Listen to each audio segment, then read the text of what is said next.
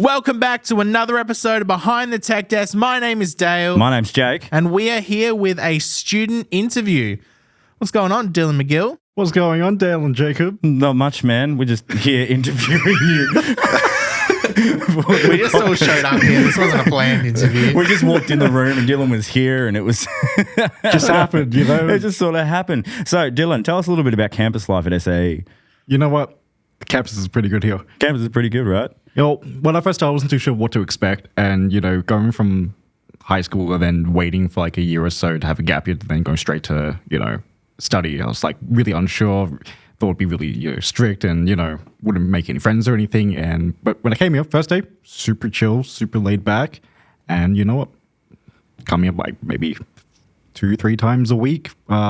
Just for fun. That's not even for classes. Yeah. Use all the facilities, you know, like it's just fantastic. Like friends here, I've got a couple of, I think there's a games club, a D&D club, you know, and just have a little social gatherings where everyone else works during the week and you just make that one afternoon off.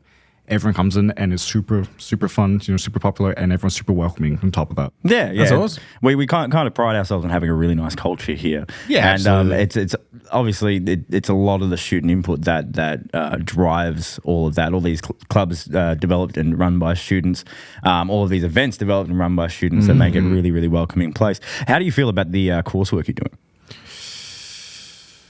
Oh, goodness. A bit tricky. A bit tricky. No, it's actually a lot of good content. Sometimes I struggle, sometimes I don't. A lot of the time I don't. I actually found out I started helping all my peers in the end because all of them were struggling and I seemed to be a bit more far ahead of them. Yeah. And that gave me the ability to be like, all right, this is where I want to go after my diploma, which I've decided I'm hopefully going to go to my master's and possibly teach audio down the road. Yeah, I mean, learning things, you know, things I didn't know before.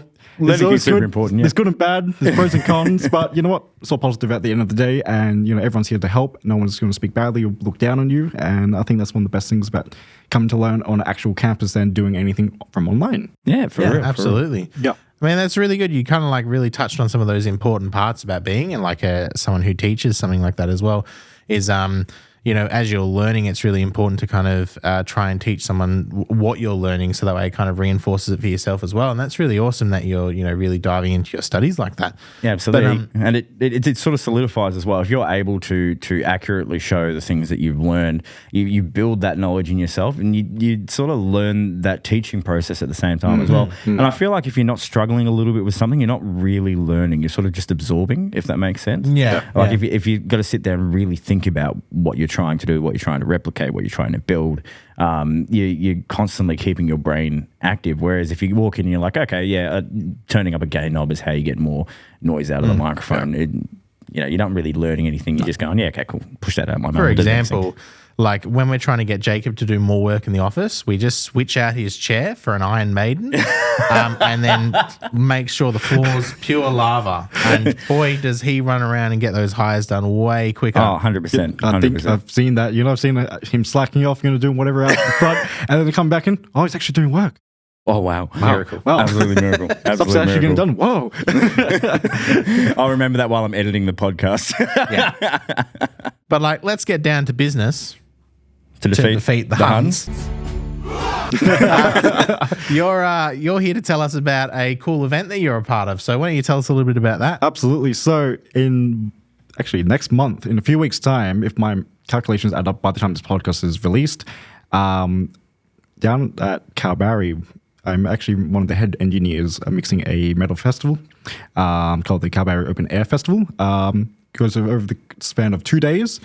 A bunch of subgenres between, you know, hard rock, pop, or not pop, punk, sorry, death metal, all this other really cool genres, and, you know, just the span over 2 days, which I think for Perth is a huge win, especially going to Kalbarri where they don't get a lot of that music scene. Oh, 100%. Kalbarri, I grew up a lot around Kalbarri, and it's very much a hard rock or country sort of area. Yeah. So to have like that heavy metal influence is really, really cool, especially Kalbarri is a gorgeous place to go out and visit. Really stunning. There's some really cool bands I see that are going. Motivated's one that I know. I know a few of the members of. They're great. Bloodhunt, you've got some relation with them. You're their engineer. I'm the producer and the engineer, yes. Yeah. And another one that I've seen around, another two I've seen around Perth are Remnants and Decapitated Chooks.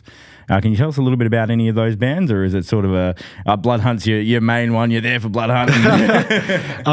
Actually, there's three that I'm main of besides Bloodhunt. The other two is Grimoire and JamArt, who I've had the luckily... Oh, Grimoire's on here too. I didn't see them there. I had the absolute pleasure of mixing them for the past year or so, going out to different venues. We went to Cape with JamArt sometime last year. Can't exactly remember when, but I think it was about 7-8 months ago, if I remember correctly. And, it's just been super fun. And yeah, I mean, Ursula's given me a lot of these wonderful opportunities to be able to mix a big festival like this. He also runs a all ages gig once a month called Washington San Antonio. I completely butchered that. I apologize. English, I don't know it. No, we don't know English here either. So, and I am the head engineer for that every month as well. And that's how I've been able to build up relationships and rapport with all these other wonderful bands, all these other acts, and been able to be part of my community and be a lot more involved in it. As we all know from Perth, unless for listeners that aren't from Perth or have never been, a lot of our venues have shut down and they don't like metal or hard rock or any type of rock. They like a lot of the chill pop, folk type of stuff, and anything hardcore they're a bit about. Yeah. So, it's just having this wonderful opportunities in the past year has just been fantastic, and I've just been absolutely grateful for being a part of it. Yeah, absolutely. And it is a bit of a shame. I know Dale used to work in a venue that had a lot of metal music that that came through, which is really, really cool. But it has really moved to that very poppy, very electronic era in Perth. I've always sort of remarked on this. It's really interesting because it wasn't that long ago, maybe 10 years, where Perth was almost like a purely metal city. It must have been around the sort of rise of that band, what are they called? Parkway Drive and things like that, when they were really, really big. Metal was just all over the city, post-hardcore, post-punk, that kind of stuff. And now it's kind of a really indie rock city, which is fine. I'm all about that. But it is interesting how sort of it cycles around. And you've also touched on something really important here in Perth. We got tons of venues closing down, which is really, really sad. I think like the last 3 venues I've worked at have all closed down. So I'm seeing a theme here, Dale. If you're watching this podcast, go watch a live band, please. Yeah, please support us. Please support live music. So tell us a little bit about being a head engineer for a festival. I don't even know how that came across. I just happened to impress everyone, especially Ursula, who is the main organizer for this whole thing. Yep. And, I think it's just wonderful. I just worked really hard, and being an undergraduate as well, getting all these opportunities, I think I just had to really prove that I'm more than capable of doing something on this grand scale. And, just really working hard. I've got another 2 wonderful engineers who have been in the Perth scene for, I think, the last 20, 30 years, mixing, being techs for all these other massive bands have come in, up and coming bands during that time. And, just having them to be supporting me I think is incredible. But I don't know if you have a funny story about this. Actually, it's kind of it is. I went to mix Grimoire one night, got called in to say, oh, we got a gig coming on. I was like, all right, cool. Go to Linnet's Lounge, which is right next door to this building. Who do I see? Dale. It's my first ever show at Linnet's Lounge, and they came up to me and said, oh, we've got our own tech for this band. And I was like, oh, okay, cool, no worries. And it was Dylan. So there you go. It's funny how small this world can be sometimes, particularly in AV. A lot of us know each other and work together a fair bit. Oh, absolutely. The amount of times I'd be doing a show and they'd be like, oh, we got our own lighting guy. And they'd be like, oh, it's Ben. How you going, Ben? Yeah. Oh, God, it's really funny the way it works. So what's the kind of workload as a head tech? What kind of stuff are you doing? Like, are you getting in contact with bands and figuring out their needs? Are you getting in contact with AV companies and acquiring equipment? What kind of... So how it goes is with all these bands, because Ursula's got his own type of promoting, touring company. I think it's JamArt Sound Lounge, I believe it's called. And he's again runs all these all ages gigs and all these other massive concerts, bands, all this other stuff that happens in Perth, which is good because keeping up the music scene alive, especially within the metal community. So I happened to meet his drummer, and we had a jam session, and he's like, "Oh, you're going to be a drum tech?" I'm like, "Okay, sure." And then, who do I see in this room? Ursh. And then he found out that he was just like, "Oh, you're a sound engineer, Nathan, who's my drummer, is telling me all about it." I was like, "All right, cool." And then, just built up a rapport with him and the guys from the two bands. And then, just started up my work there and said, "This is what I'm studying, doing all these other things on the side, but I really want to get more into it." And then he's given me a chance to do it. And I've definitely stood up to the test of time. Yeah. So, yeah. That's awesome. That's really, really cool. Yeah. That's awesome. Now, because we are beginning to run a little bit low on time, there is another thing we were going to talk about today. I believe it was a single release. Yes, soon. single. Yes. My very first band I've produced as none of my own work. Yeah. A local up-and-coming young band, Bloodhunt, which we mentioned earlier. Yeah. They've got the first single coming out. I think it's we're trying to aim for mid-March, early April, because I know they got a single launch in April. So we're going to try and push it up before then, if not just around that time. Yep.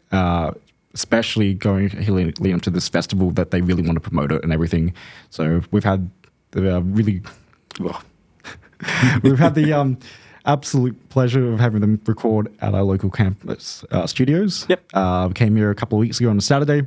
Good 6-7 hours for tracking everything. Did everything up all one day. Yep. And I'll tell you, for a group that's been between 16 to 18, they're just absolutely incredible. Like the amount of talent that they have, and being in the underground scene and just working their way up with all these other local legends. It's just absolutely insane. And that has so much potential that I've been very fortunate to work with them time and time after again, to the point now I am not only the producer, but I'm the main engineer for live shows as well, and have built up a fantastic friendship with them as well. So.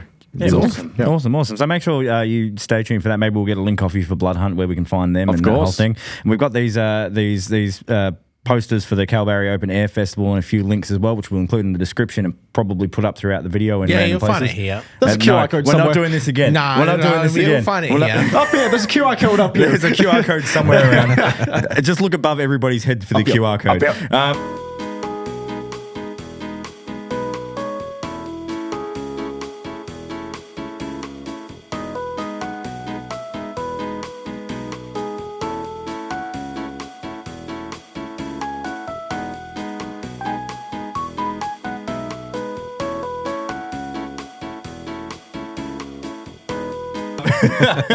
Thank you so much for joining us today, Dylan, and telling us a little bit about everything that's been going on for you. Is there anything you'd like to plug before you go away? Obviously, other than the Kalbarri Open Air and your Bloodhunt single coming out, is there anything you yourself have to plug? Or anything you'd just like to share with the other students? I think for the other students, actually, for a really good message, especially for my peers I've helped out throughout my studies here so far, is it doesn't matter how hard things get or how difficult things may be with all the challenges in the way, don't give up. Just do not give up. If someone's putting you down and saying you do not have the potential to get where you are and halfway through your studies or even just starting, just ignore them, push through, and you'll get somewhere. And with hard work, comes with great achievements. Absolutely. 100%. Anyway, I think that's all we've got time for today. So, Dale, do you want to run us out? Thanks so much for all the time you've given us and your words of wisdom. Make sure you give it a like, give it a subscribe, play this video on all night so we can get more views.